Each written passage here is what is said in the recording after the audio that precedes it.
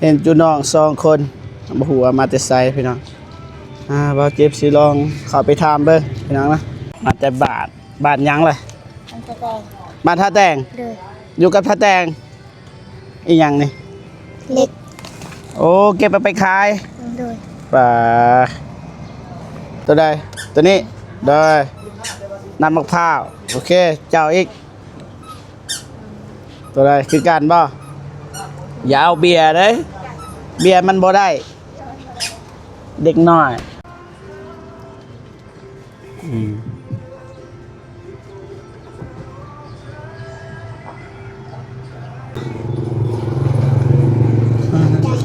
เด้อเด้อบังเด้อขออนุญาตเด้อแข็งอยู่ในนี่นะ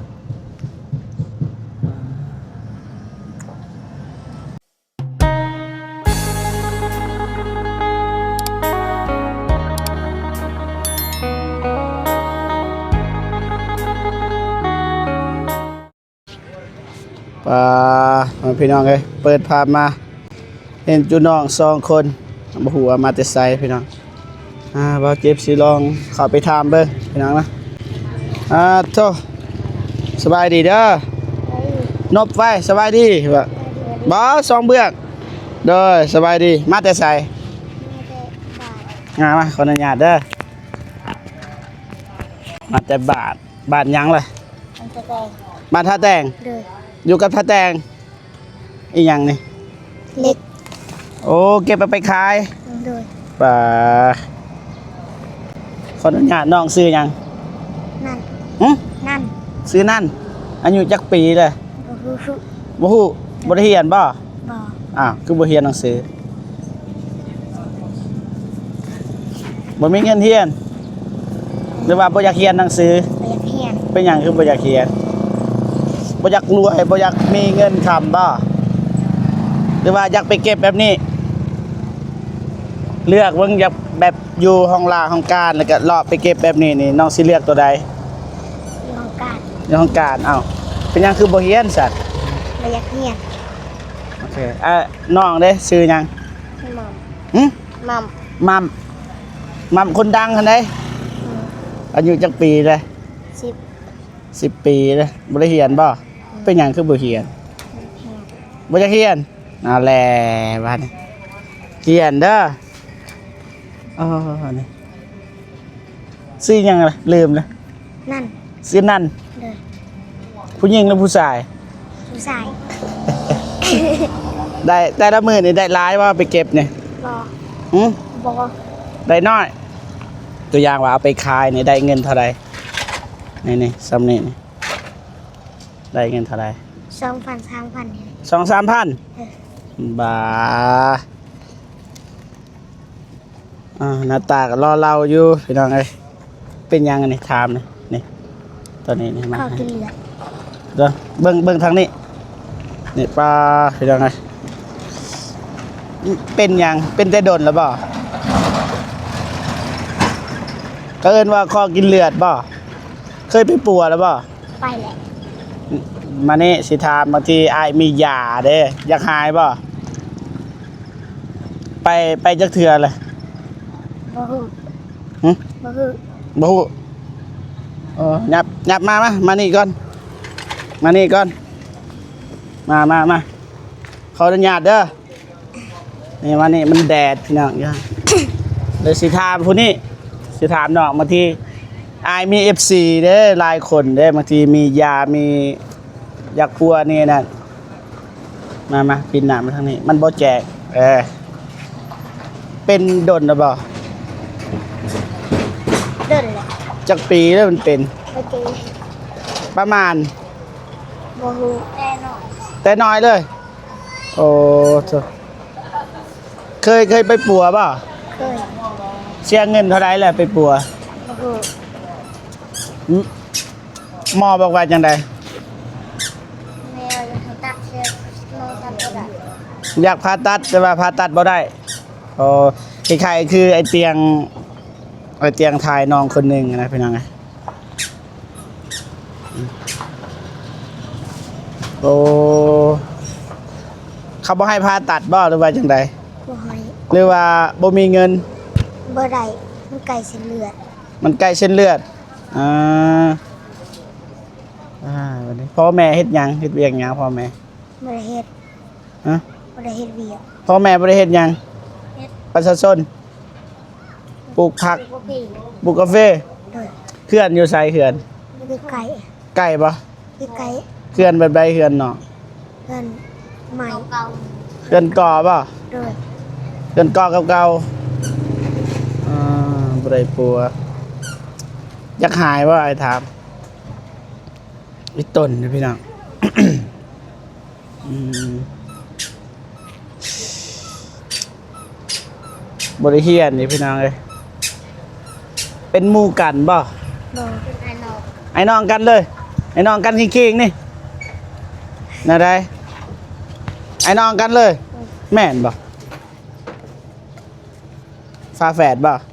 บ่ ผู้ใดเกิดก่อน เขาเกิดก่อน อันนี้เกิดก่อน อันนี้แสดงว่าอันนี้9 ปีหรือว่า8 ปีอันนี้แม่นบ่ อ้าย ฮะ อันนี้เป็นอ้าย แม่ผู้อื่นแม่ผู้อื่นแม่เพิ่นเอื้อยแม่ อ๋อ แม่ผู้ว่าน้อง อ๋อคิดว่าแบบคิงๆเลยบ่แม่นเนาะได้กล้องบ่อยากแจ้งบ่ได้พี่น้องเอ้ยมื้อหนึงนี่สูงสุดนี่น้องหาเงินเท่าไหร่ได้จักพันไปเก็บเหล็ก แบกบางมือบ่ได้ไป บางมือก็บ่ได้ไป บางมือก็ไป มือที่ได้หลายที่สุดนี่ได้จักพัน มีที่ได้5,000 5,000 5,000กับ12,000 5,000กับ12,000แล้วก็เอาเงินนั่นนี่ไปเฮ็ดหยัง นั่น ด้วยตัวอย่างว่าได้เงินซื้อนมกินก็ ให้อยู่น้องเลือกเลยจะกินหยังในตู้นี่เดี๋ยวไอ้ายซื้อให้อยากกินหยังเอามาไอ้ายสิเปิดตู้เย็นให้นี่เดี๋ยวไอ้ายสิจ่ายเลย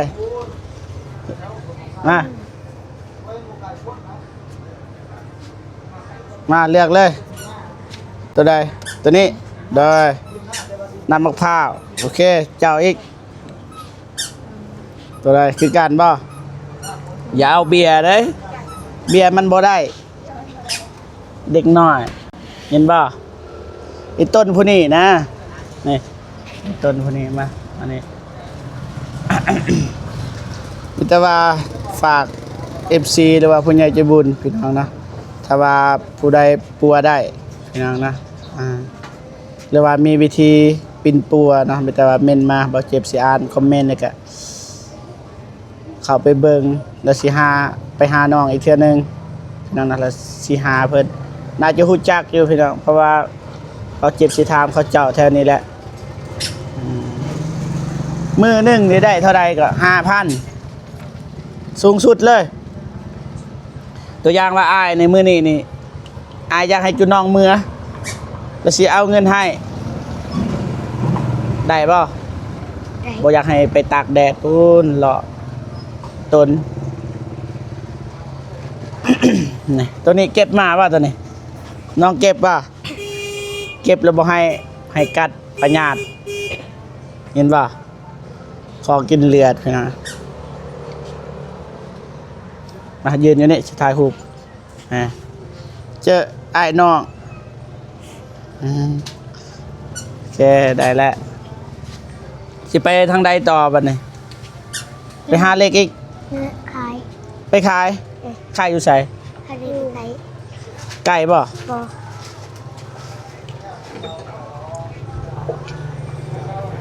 ผู้หนึงไปขายได้บ่ผู้หนึงผู้นี้อยู่ได้บ่ ได้ ไปขายก่อนก็ได้ได้บ่ให้ได้เงินแล้วก็แลนเมื่อบ่ได้ได้อีต้นผู้นี้ จะสิว่าหนักเด้ไปเถอะพี่น้องคนได้อยู่5 โลพี่น้องโลเท่าไหร่หมูซื้อเล็กนี่ย่างมาทางนี้มานั่งนั่งนั่งเลยบ่ได้แล้ว อ่างก็ได้เฮียนเนาะตัวอย่างว่าไอ้มีเงินนี่เขาส่งน้องเฮียนนี่น้องสิเฮียนบ่บ่เฮียนไอ้แหละ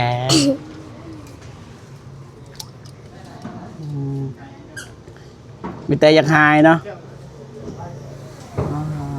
บ่หนักบ่หนักบ่เวลายังไปยังมาบ่หนักบ่อีต้นมันไม่อื่นบัดน้องใหญ่เด้ไปลมผู้แสบผู้สาวไอ้สิหาวิธีเด้อยินบ่ยินบ่ไอ้สิหาวิธีแบบปินปัว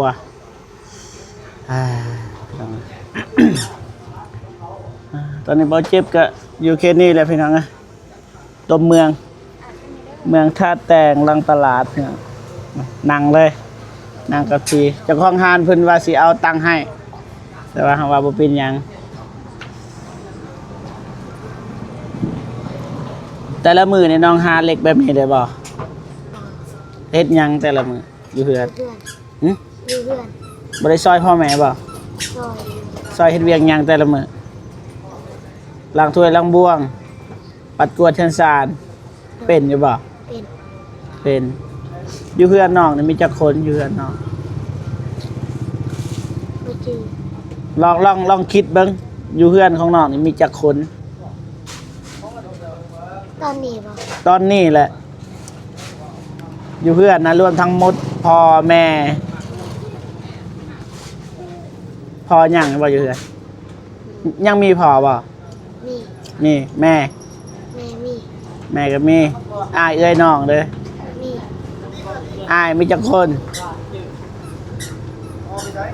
อ้ายของน้องนี่มีจักคน เฮาบ่มีอาย บ่มีอ้ายแสดงว่าน้องลูกกกแม่นบ่แล้วก็น้องอีกจักคนน้อง คนหนึง คนหนึง โดย แสดงว่านี่ไอ้น้องนี่มี2คนอยู่เฮือนแม่นบ่แม่นบ่ บ่มี เอ้าบ่ฮู้อีกแล้วไอ้ต้นเด้น้องเอ้ยมันยาตอนถ่ายคลิปแรกๆก็ลืมเบิ่งว่าน้องเป็นแบบนี้พี่น้องเอ้ยเห็นแต่ว่าเด็กน้อยเลาะเก็บเหล็กแล้วก็ไปขาย แต่ว่าน้องคนหนึงนี่เอาเหล็กไปขายแล้วบ่ฮู้ว่าได้เท่าใดแต่ว่าสิลองถามจุน้องเพิ่นกินเลยน้ำเนี่ยคันบ่พอก็สิซื้อให้ใหม่อีกกิน อยากให้แม่ หึ แม่ สิซื้อฮะ ให้แม่ ให้แม่ยังมีน้ำใจให้แม่บ่เป็นหยังกินเลยตัวนี้กินเจ้าหน่อยซื้อให้ใหม่เอามาฝากให้แม่คือต้นแม่บ่หักบ่แม่ ฮัก หักบ่ ฮัก เอ้าแลนมาเลยเท่าไหร สา ใส่เบิ่งมาพี่สินับเอาเลย16,000พี่น้องเลยเบิดมื้อ16,000เบิ่งสิลองคิดไรเป็นเงินบาทพี่น้อง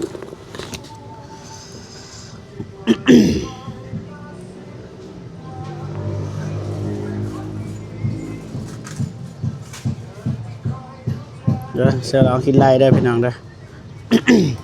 16,000ขายเลยกุ้งกี้พี่น้อง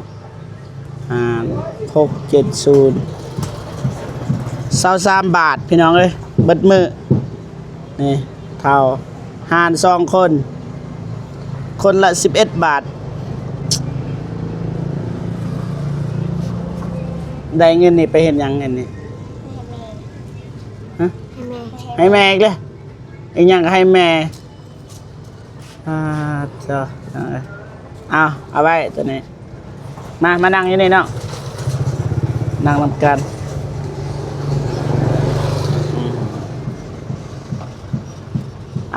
กินเลยจะหน่อยว่ากัน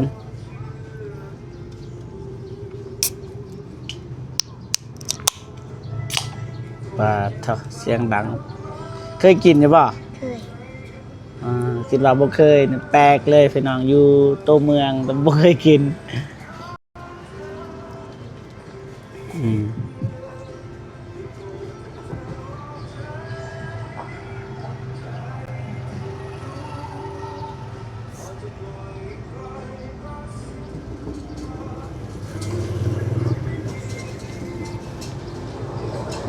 โอ้ไอ้ายสิเอาเงินให้เด้อเห็นบ่เอาให้เบิดซองแหละพี่น้องไอ้ต้นเบิดซองเฮ็ดเวียกเบิดซองแต่ไอ้ต้นกับผู้นี้หลายกลัวนี่ใหญ่มานี่จักสิเฮ็ดจังใดเด้อสิเอาเงินให้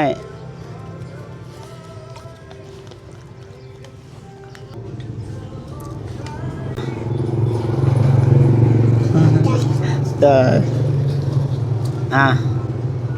ได้ ได้เคยบอกแบบว่ามีคนเอาเงินให้แบบนี้เคยบอกมีบอกคนเอาเงินให้ มี เท่าไหร่ มีเพื่อนกระเซ็นหนึ่ง มาเทื่อก็100,000เอาอีต้นเนาะอืมอ่า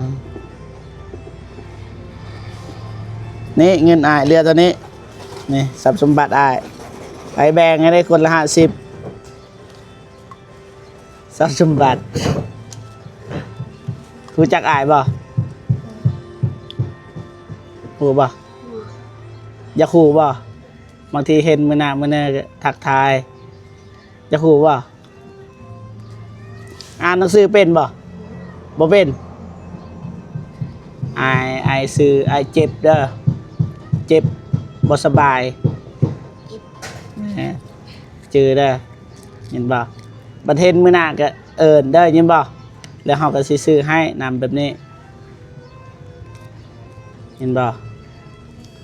ขายแล้วสิเมื่อแล้วสิไปต่อเมื่อได้เงินแล้วก็เมื่อเอาเงินนี่ก้อนนี่ไปเฮ็ดหยังก้อนน้อยๆนี่50,000นี่ไปเฮ็ดหยัง ซื้อไข่ ซื้อไข่ซื้อไข่แล้วเฮ็ดหยัง กิน ไปเฮ็ดกินสู่ครอบครัวกินกินได้จักมื้อกันซื้อมื้อเดียวจักมื้อ ลูก บ่ฮู้อนาคตพี่น้องเอ้ยแต่ว่าบ่ได้ทำบ่ได้เรียนจักสิว่าจังใดเบาเจ็บก็ถามว่าจะเขียนบ่สิส่งเขียนให้แต่น้องเพิ่นว่าบ่อยากเขียนอยากหายอย่างเดียว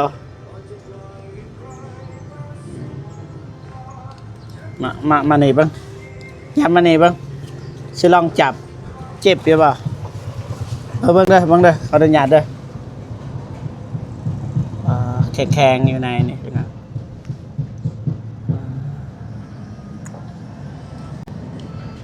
ตัวอย่างเอาไปห้องหมอใหญ่เนี่ยเขาปัวได้ปะ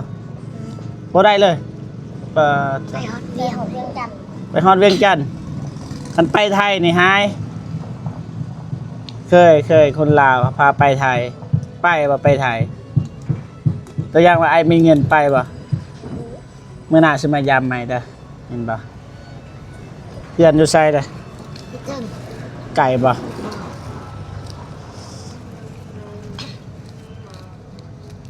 พ่อแม่เป็นประชาชนปะเป็นตำรวจ บ่หู เป็นทหาร บ่ บ่ฮู้เอาเลย พอเพิ่นออกเป็นทหาร ออกเลย แม่เพิ่นเป็นประชาชน อ๋อออกเลยแบ่งกันตัวนี้แบ่งกันจะสิแบ่งกันจังได้นี่16,000 เพิ่นคนนี้เพิ่น10,000 ฮะ เพิ่น10,000 ไอ้ต้นเพิ่นว่าอ๋อเอาที่7,000เอา6,000ให้น้องเพิ่น10,000อ๋อเพื่อนใจดีเนาะเพื่อนเจ้าเนาะ เพื่อน ฮะ เพื่อนน้อง กะน้องแต่ว่าซ้ำเพื่อนกันพ่อแม่ต่างกันมันพ่อแม่เดียวกันซ้ำเพื่อนซ้ำน้องอยู่น้ำกัน โอ้ เพื่อนใจกัน อยู่เฮือนมีจักคนนะอยู่น้ำกันมาอยู่ในเฮือนนี่แต่ว่าต่าง เรียนกัน อยู่น้ำกันเลย แม่นบ่เนาะเออเจ้า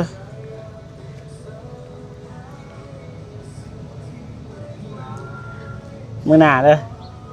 สิซื้อไข่ซื้อมีไปฝากเด้อเห็นบ่ เด้อ จะเบิ่งเฮือนเลยพี่น้องยันบ่เจอ ตัวอย่างว่าอายจะฮู้เฮือนจุน้องนี่ต้องถามไผถามเขตนี่เขาฮู้บ่ ถูก ฮู้บ่ถามคนเขตนี่ได้ ข้าฟ้าไปเบิ่งก็ได้ ตอนนี้บ่ไปบ่ไกลบ่ โอ้ ขี่รถหรือว่าให้ยาง เรื่องของเจ้า เรื่องของเฮา เอาอีกแล้วเว้าแล้วเรื่องของเฮานี่อยากไปเด้พี่น้องเอ้ยไปแล้วเจ้าหน้าสิมาจ่ายเด้อได้ เอาให้แม่ดิ หึ ให้แม่เฮา โอ้ลืมที่สัญญากันไว้เลยว่าสิซื้อให้แม่มักตัวใดเลือกมาหักแม่พี่น้องเอ้ยทางนี้ทั้งบ่ให้แม่ตัวใดในตู้ว่ามีเปล่าหรือว่าเอาตัวนี้เอาป่ะเอาหับวิธีหับน้ำผู้ใหญ่ ขอบใจ โดยจะไหนเอาเงินมาให้เด้อไก่ป่ะใส่ป่ะทงใส่เกิดมาพี่น้องเอ้ยแต่ละคนก็ได้เจ้านายจะมาจ่ายเด้อโดยไป ยันไก่ไอซิขี่รถคันมันไก่อย่าตัวอายเด้ยหรือว่าขี่รถน้ำกันเราสิไปส่งฮอเทือนะจึงว่ากันเด้อไปเอารถก่อนไปพี่น้องไปพี่น้องไปบายกองไปบายเอ้ยโอ้โหอยู่ใส่พี่น้องเลยนั่งไก่ป่ะ บ่ ทางใดขวามือหรือซ้ายมือ ไปซื้อเลย ซื้อเลยแนมกล้องนี่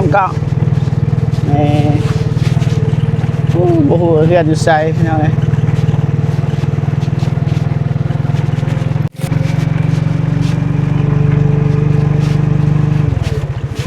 สิหอดหรือเปล่า ซื้อมาแล้ว เบื้องขวามือหรือซ้ายมือ ครัว พ่อแม่ยังอยู่เฮือนเปล่า แม่ อ๋อผมอยากหยาดได้พ่อแม่จะมีปืนเปล่า บ่นี่เด้นี่เด้นี่เด้ โอ้จืดแล้ว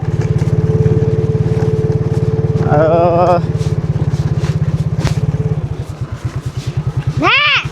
ว้าเบิร์นก็ได้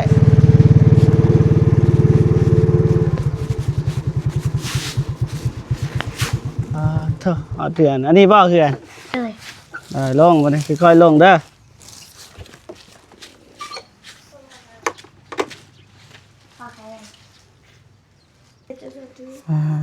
นี่มี สบายดีเด้อเด้อ สบายดี อันนี้เฮือนบ่ อันนี้เพื่อนอีแม่นี่ เฮือนในแม่ แมน อยู่จักคนอยู่เฮือนนะ ไอ้อยู่อีพ่ออีแม่แล้วอยู่สวนนี่บ่ค่อยได้มีไผอยู่เฮือน อ๋อ มีแต่พวกเฮามาจังเลยมาอยู่เฮือนนี่ อ๋อ อ่า เฮือนดนเลยเฮือนนั่งนี่ แม่น เฮารู้สึกว่าเฮาตอนยังน้อยนี่เคยขึ้นมาอยู่เฮือนนี้ เอาเคยมาอีดีมัน ช่วงยังน้อย แต่บ่ฮู้ว่าเป็นเฮือนช่วงยังน้อยปี 2007 แม่น แต่ก่อนเฮาบวช แม่นเหรอ แม่แต่ก่อนบวชเด้บวชแล้วก็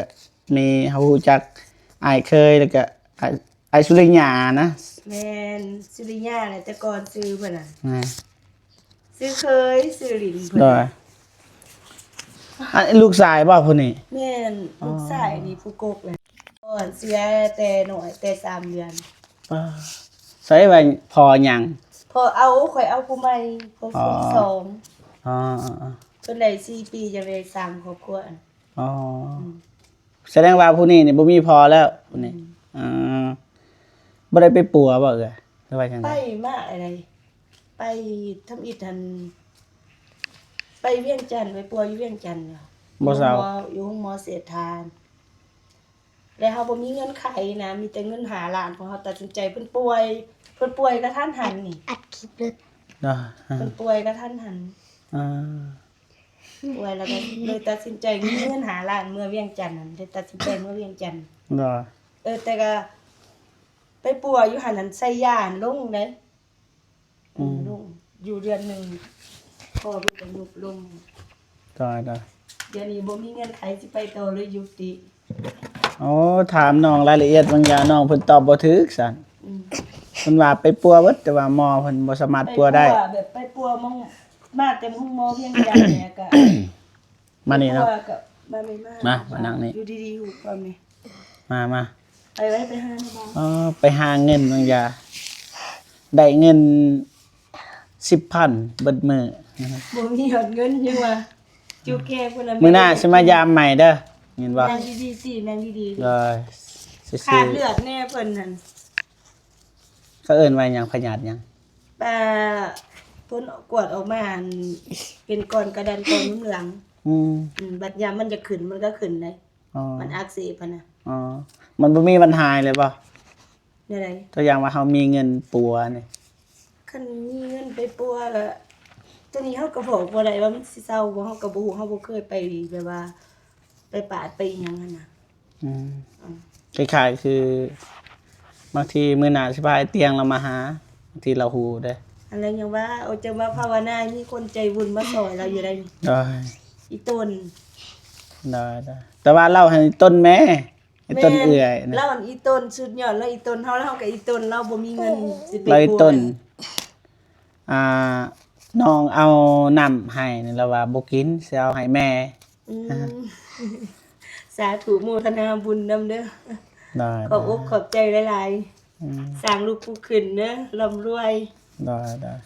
ก็ยังว่าบุญเนี่ยบุญมีคนช่วยคันเมื่อเวียงจันทน์มีคนช่วยเหลือเพิ่นหลายได้คันบ่แม่นย้อนคนอยู่เวียงจันทน์ช่วยเหลือแม่นบ่รอดลูกข่อยตาย อ่า แม่น ได้ มีแต่ว่าได้ใส่ยาต้านเชื้ออะไรอีบุญ อายุน้องเพิ่นจักปีแล้ว สิเข้า10 ปีแล้วในเดือน2นี้ก็วันเกิดเพิ่นเลยเต็ม10 ปี อันนี้จักปีแล้ว อันนี้ลูกน้องสาวอันนี้ ได้จักปีแล้ว 11 ปีแหละ 10 ปีแสดงว่านี่เป็นอ้ายนั่นเป็นน้อง แม่น น่ะ คนนี้เกิดก่อน ได้ เป็นลูกของน้องสาวอันนี้ แม่ไปใส่แม่อยู่เฮือน พี่เมย์แล้วอยู่สวนอีพ่ออีเมย์อยู่สวน อ่า บ่ได้ค่อยมาอยู่เฮือน เคยเห็นแม่เพิ่นตอนยังน้อย เออ แต่ก่อนเอื้อยก็อยู่นี่บ่แต่ก่อน แม่ นี่ นแม่น แต่ว่าเฮานี่บ่จื้อเพราะว่าเฮายังน้อยเลยเฮาฮู้แต่ว่าบัดมาทางนี้รู้สึกว่าเฮาเคยมาเฮือนนี่แหละ แม่นบ่ นะช่วงเฮายังน้อยบวชพุ่นน่ะยังบวช หลายคนแนะนำอยู่ได้ว่าไปหาไอ้เตียงคำว่า เตียงทอง เตียงทองบ่ ได้ แล้วอยู่ห้วยทรายบ่ บ่อยู่สวรรค์ โอ้ จังหน่อยแล้วก็มาจังหน่อย เอ้ย บ่แม่นจังหน่อย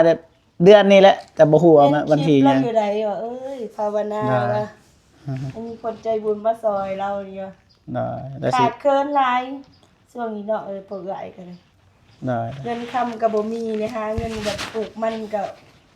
ไปใส่หนี้สิปัวลูกก็บ่ได้ตัดสินใจบ่ได้ปัวลูกซ้ำ ได้ ความจุกอีเดียรอว่ะเพิ่นป่วยแต่น้อยมีแต่ไปปัวได้เงินเท่าใดไปปัวเพิ่นนี่คิดว่ามันสิดีทางแบบว่าไสยศาสตร์กับไปเฮ็ดนี่ ได้ จนบ่มีทางไป แต่ ค่ะ ไปห้องหมอนะหมอยัง แม่นหลายคนแนะนำบัดนี้มีผู้หนึงคนอยู่เสกองเลยบอกว่า ไปปัวเราอ่ะแม้แต่เงินสิไปนี่ยังบ่มีว่าเว้านำเพิ่นน่ะ ได้ไอ้เตียงเราบ่วางส่วนนี้เราพาเด็กน้อยไปไทยคือกัน โอ้ เด็กน้อยนี่อีหยังคล้ายๆคือแบบนี้แต่ว่ามันอยู่นี่เราไปป่วยอยู่ไทย ข้าว่าหลายคนว่าอยู่นี่มีปัวบ่เศร้าก็บ่ฮู้นี่ เนาะคัน แะำมา ไปไทยนะ แม่น ได้น่าจะเศร้า แนะนำเมืองไทยนี่แบบมันไข้ขึ้นมันก็ไข้ขึ้นเนี่ยมีแต่ว่าแม่ป่วยใส่กับบ่เศร้าแล้วมีแต่ท่าตายเมื่อยกินยานะแบบเราเมื่อยกินยาแต่เราอย่าเว้าจังซั่นที่ลูกอุตส่าห์เอาจะตั้งแต่น้อยพุ่นเพิ่นสิไปตั้งแต่มื้อพ่อเพิ่นเสียได้3เดือน อ๋อ จะว่าไปหาอาจารย์ เป็นได้เกิดเลยบ่เนี่ยเนาะ ต้องอิดก็เป็นก้อนน้อยๆนี่ อ๋อ เพิ่นไปบวชนำอาจารย์วัดอาจารย์อยู่วัดป่า อ๋อ ได้3เดือนแล้วมันขึ้นกระทันหัน5ปีแล้วขึ้นบาทเดียวเลย อ๋อเคยบวชบ่ เคยบวชได้3เดือน เฮาถามว่าคือบ่เฮียนแล้วว่าบ่เฮียนเป็นหยังคือบ่เฮียน แบบว่าไปโรงเรียนมีแต่ป่วย อ่า ป่วยแบบว่าหมู่ครูก็มักย่อหลอกเพิ่นแน่ว่าเป็นก่อนนี่ยังเป็นข้ออีสังอิหยังกันนะตัวนั้นนั่น อันนี้คือ ป่วยตลอด อันนี้คือเหตุผล เลย จึงบ่เรียนหนังสือ แม่น อ๋อ ไปโรงเรียนบ่ได้ป่วยตลอดแบบเมื่อยเพิ่นเมื่อย ได้ เมื่อยมีแต่นอนอย่างเดียวดิเพิ่นน่ะ งงว่าแม่มีคนเอาเงินมาให้เอาค่อยอีกลูกว่าเราบ่มีเงิน มาแบ่งให้คนละ50ถ้ามิดเนี่ยบ่ฮู้ว่าน้องเป็นหยังแต่ว่าเห็นแบบแบกนะเอาเหล็กไปขายเฮาก็ทายแบบทายไปทายมาเอ้าบ่เบิ่งแบบนั้นน่ะนะ แม่เราก็โอ้เรื่องต่างแล้วค่ะ เหรอ อยู่เป็นแหละอยู่สวนบนเรือน เพื่อนอยู่สวนบ่ แม่น ตัวอย่างว่าน้องอยากมาหาน้องเพิ่นน่ะนะสิไปเจออยู่ไสบางทีมื้อหน้ามื้อเนินนะ คันว่าบ่ได้ไปทางไหนก็อยู่นี่จนแบบว่าเบิ่งสวนยังอันนี้โหดเบียกาแฟ อ๋อได้ บ่งเบียอยู่ก็อยู่นี่แหละบ่ได้สิไปไสเพราะว่าบ่มีเบียกได้ซ่อน ได้ มีแต่ว่าอายสิมาหาเด้อมื้อหน้ายินบ่ เลย ดี เลย เราอาย แม่ อายบ่ติบ่ เห็น เคย ก่อนเพิ่นได้โอ้ยเมื่อยแต่สิหาย เดี๋ยวสิพาเตียงมาเบิ่งเด้อบางทีเรามีวิธีนะเพราะว่า ถูกบุญนำอีหลีล่ะ เพราะว่า FC ของอายเพิ่นนี่มีไลน์อยู่ต่างประเทศนะเขาสิฮู้เบิดเพราะว่ามีไลน์แล้วเขาก็เจอหลายคนได้เจอแบบนี้นะบางทีเขามีวิธีรักษาแล้วก็เขามีเงินนั่นๆว่าซั่นซะคือเฮามันแต่ทายให้ FC เพิ่นเบิ่งแล้วก็ส่งให้อายเพิ่นเบิ่งแล้วก็ตัดสินใจแนวใดอายเพิ่นมาลาวใต้แล้วสิพาเพิ่นมา ดีใจดีอีหลีดีใจอีหลี แต่ก็บ่แม่นว่าบัดเรามาแล้วมันสิมีเลยหรือว่าเราปัวได้ มี ได้ ปกติตัวนี้ ก็เฮาสิพาอายเพิ่นมา ดีใจว่ายังได้พ่อดีใจหลายนี่ว่าโคตรดีใจภาวนาอยู่มีคนแบบว่า เขามาซอยเพิ่นอีหยังหั่นนะ ได้ บ่ได้ต่อชีวิตเพิ่นจะว่าเมื่อเวียงจันทน์ยังว่าได้ต่อชีวิตเพิ่นในบุญนี้ ถ้าไปไทยนี่น่าจะเซาตามเบิ่ง โอ้ หากมันมีเส้นเลือดเคสนี่มีเส้นเลือดแต่ว่าเขาเก่งนะของหมอเขาเก่ง สาธุอีหลี นะ เพิ่นก็คือสิอยากเอาออกคั่นแหละ แม่นฮู้ จมตั้งแต่น้อย อยากสาวบ่อยากหายบ่ ตอบบ่าวดีๆติว ถ้ามิดเราบ่อายบัดมาเฮียนจังอาย เนี่ยนี่แหละคันเห็นหน้าแม่เป็นอันนี้บ่ อืม ตอบแล้วบ่าวดีๆติว ได้แล้วบ่เป็นหยังเราตอบแล้วตอบจนเมื่อยเลยถ่ายคลิปอยู่หั่นได้โอเคไม่แต่ว่าน้องก็สิกลับก่อน เลย เพราะว่า อีน้ำในบ่ได้เอา บ่ได้ ติ กินน้ำในอยู่ลุมแต่ว่าเห็นย้อนไปซื้อน้ำแล้วจึงเห็น โอ้ เพราะว่า จ้คนกับนี่ว่า บ่คุณห้วยดำไหม แม่นบ่ ได้ ดีใจดีล่ะใจ แสดงว่า จักนี่ เพิ่งจักปีแล้วมานั่งเทือนหลังนี้แล้ว อืม ปี2007เคยมานั่ง อยู่นี่บ่ แม่นแต่ว่าน่าสิบ่มี เจ้า ที่ ก็ มี ยังจืออยู่เลย มันมีหลังเดียวแบบนี้ แม่น มันมีหลังเดียวอยู่เมืองท่าแต่ ยังเดียวเลยอีพ่ออีแม่เพิ่น ได้ คิดเขาวกินน้ำแล้วบ่นี่ เรียบร้อย แล้วบ่มีอีหยังเลยหั่นมีแต่ข้าวเลย เรียบร้อยมื้อนี้ก็บ่มีเวียกเมื่อวานนี่ไปพูนไปบ้านปลารายไปบ้านทุ่งหวาย เออ ไปคู่มือเลย ไปซื้อไข่ ซื้อไข่ มื้อหน้าจะเอาใครมาฝากเด้อเห็นบ่ ตอบหน้าบ่าวเนี่ยติ เลย สิเอามีแล้วก็ใครมาฝากโอเคไม่ได้ว่ากลับกันเอื่อยเด้อโดยขอบใจหลายๆเด้อใจเด้อมาไม่อายพูนอย่าเสือก่อนครับกลับกันได้วันนี้เอ้ยโดยขอบใจขอบองค์ขอบใจห โด ลาย ย บ่ทันเมื่อบานแต่เมื่อวานมื้อซืนสุดเก่าเลย